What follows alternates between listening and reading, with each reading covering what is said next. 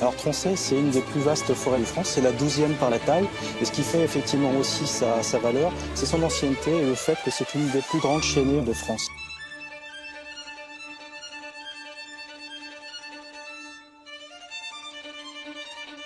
La forêt de Tronchet est située en plein milieu de la France, dans le département de l'Allier. Composée de 4 massifs, elle abrite aussi 5 étendues d'eau et s'étend sur près de 11 000 hectares.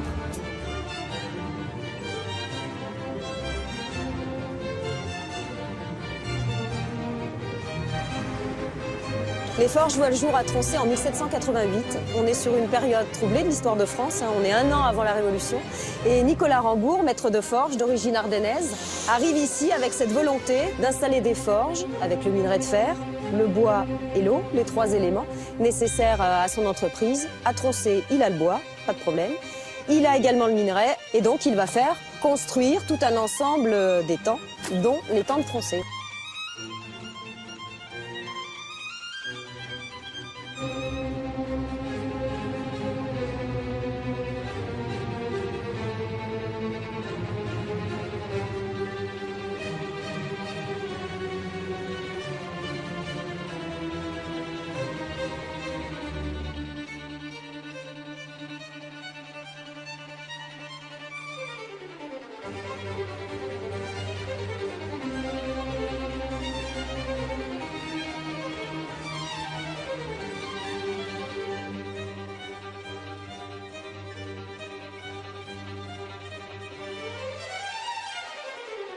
Déjà, on va trouver des grands mammifères comme le cerf et l'âf, le sanglier, le chevreuil, qui sont les grands mammifères de la forêt.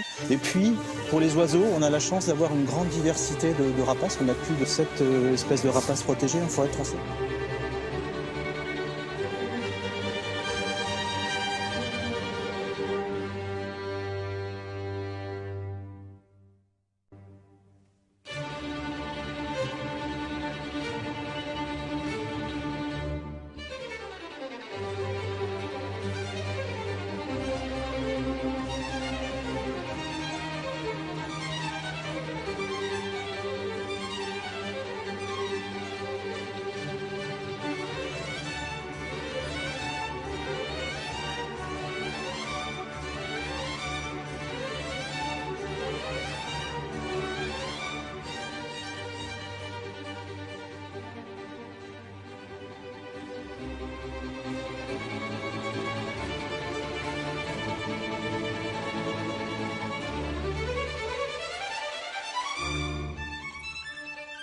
Donc aujourd'hui, ce sont de grands terrains de jeu sur lesquels, comme celui de Saint-Bonnet que nous longeons, on peut se baigner, faire de la voile, du pédalo, passer des vacances en famille sur des centres de tourisme.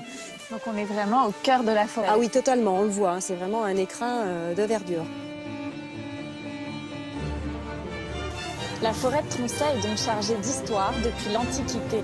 Elle appartient pendant très longtemps à la dynastie des ducs de Bourbon jusqu'en 1527. À cette date, François Ier la confisque. Tronchet appartiendra désormais à la couronne royale et donc à l'État.